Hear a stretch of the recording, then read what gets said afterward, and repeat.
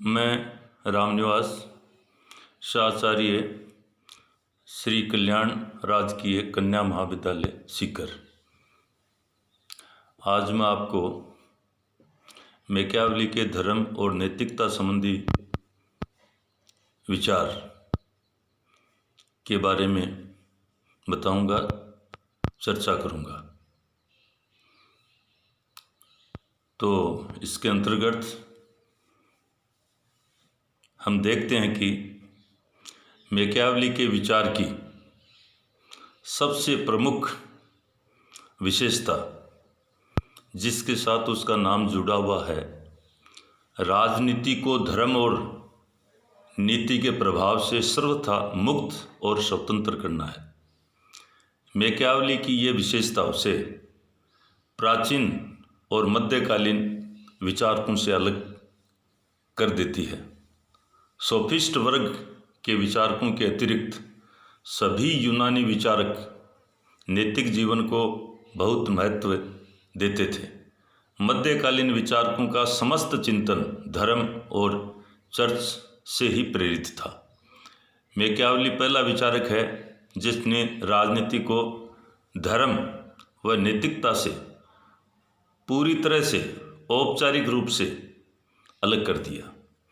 Machiavelli से पूर्व Marcello ने भी राजनीति को धर्म व नैतिकता से मुक्त रखने का सूत्रपात किया था, लेकिन वह ईसाई धर्म के मानव स्वभाव संबंधी वेदता के सिद्धांत और ईश्वरीय नियम के विश्वास को नहीं छोड़ सका था, जबकि मैकियावेली सभी प्रकार के धार्मिक पचड़ों से बिल्कुल मुक्त है और यही विचार उसे मध्यकाल से पूर्णतया अलग करता है। स्पष्ट है कि मैकियावेली नैतिकता और धर्म के राजनीति पर पड़ने वाले प्रभावों से परिचित था।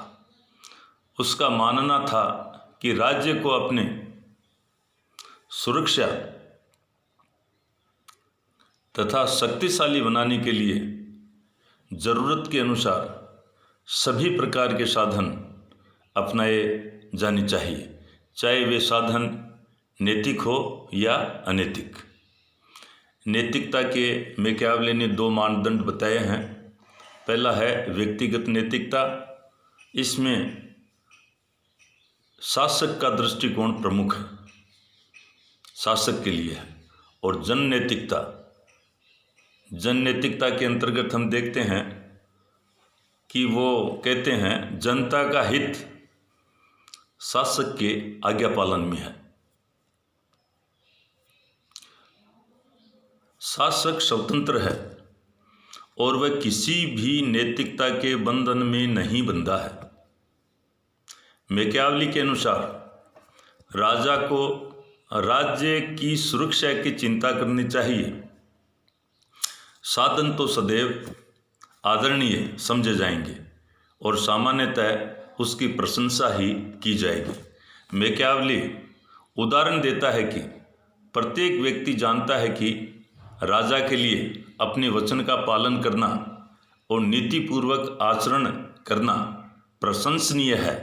फिर भी हमारी आंखों के सामने जो कुछ घटा है उसमें हम देखते हैं कि केवल उन्हीं शासकों ने, राजाओं ने महान कार्य किए हैं जिन्होंने चालाकी में दूसरों को पीछे छोड़ दिया। इसलिए एक बुद्धिमान शासक अपने वचन का पालन नहीं कर सकता और न ही उसे ऐसा करना चाहिए, यदि ऐसा करना उसके हित में न हो।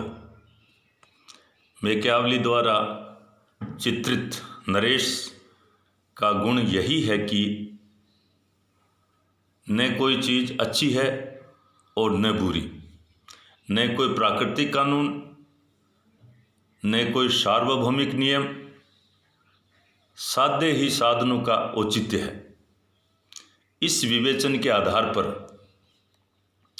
मैकियावेली की धारणा है कि राजा को ऊपर से दयालु, विश्वासी, धार्मिक और सच्चा होने का ढोंग करते हुए जरूरत पड़ने पर निर्दयी, विश्वासघाती और धार्मिक और अधार्मिक बनने को तैयार रहना चाहिए। राज सत्ता को बनाए रखने के लिए साम, दाम, दंड भेद सभी उपाय अपनाए जाने चाहिए तथा सच्चा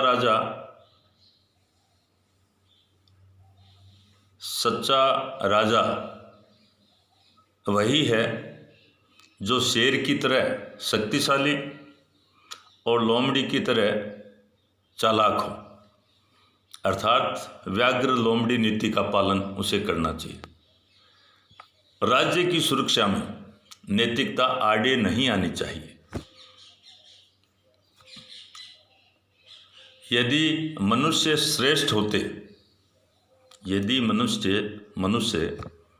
लोग श्रेष्ठ होते तो ऐसी स्थिति आती ही नहीं। वे दुष्ट तथा बुरे हैं, अतः ऐसे लोगों पर नियंत्रण करना तथा उन पर शासन करने के लिए दुहरी नीति अपनानी पड़ेगी। और वो आगे कहते हैं, अनैतिक और अधार्मिक कार्यों का समर्थक होने के बावजूद वह राजनीतिक क्षेत्र में धर्म की उपयोगिता को स्वीकार करता है। राज्य में धर्म महत्वपूर्ण है क्योंकि वह सभ्य जीवन का आधार है। व्यक्ति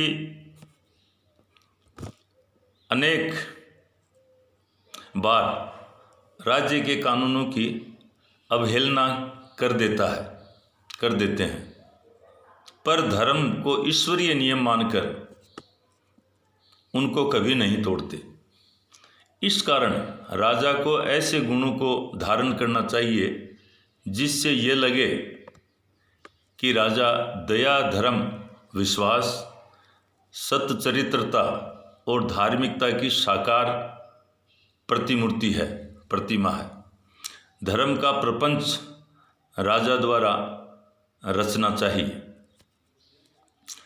इसी कारण डिस्कोर्सेस, जो उनकी पुस्तक है, ग्रंथ है, में वह लिखता है कि जो राजा और गणराज्य अपने को भ्रष्टाचार मुक्त रखना चाहते हैं, उन्हें सर्वप्रथम समस्त धार्मिक संस्कारों की विशुद्धता को बनाए रखना चाहिए और उनके प्रति उचित श्रद्धा भाव रखना चाहिए, क्योंकि धर्म की हानि होते हुए देखने से बढ़कर किसी देश के विनाश का और कोई लक्षण नहीं।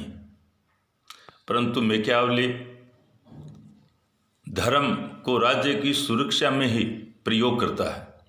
धर्म का विचार उपयोगितावादी है।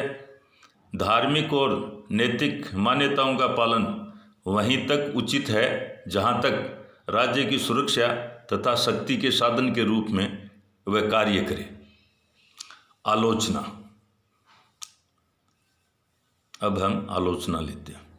मैकियावेली द्वारा धर्म और नैतिकता की अवहेलना और घोर उपेक्षा की गई। इस कारण उसकी कई विचारकों द्वारा आलोचना की गई कि वह धर्म तथा नैतिकता का विरोधी है। लेकिन मैकियावेली पर यह आरोप लगाना सही नहीं है कि उसने राजनीति को धर्म और नैतिकता से अलग करके उसे भ्रष्ट कर दिया। राजनीति तो उससे पूर्व ही भ्रष्ट हो चुकी थी। उसने तो केवल व्यवहारिकता का परिचय देते हुए उस नग्न सत्य को उद्घाटित कर दिया।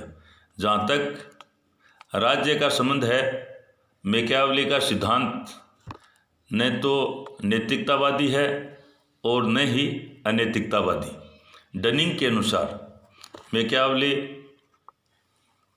राजनीति में अनैतिक नहीं बल्कि धर्म व नैतिकता से उदासीन है। डनिंग साहब ने ऐसा कहा।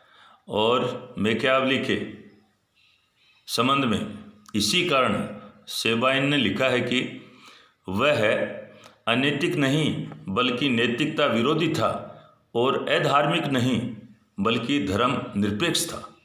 तो इस प्रकार से हम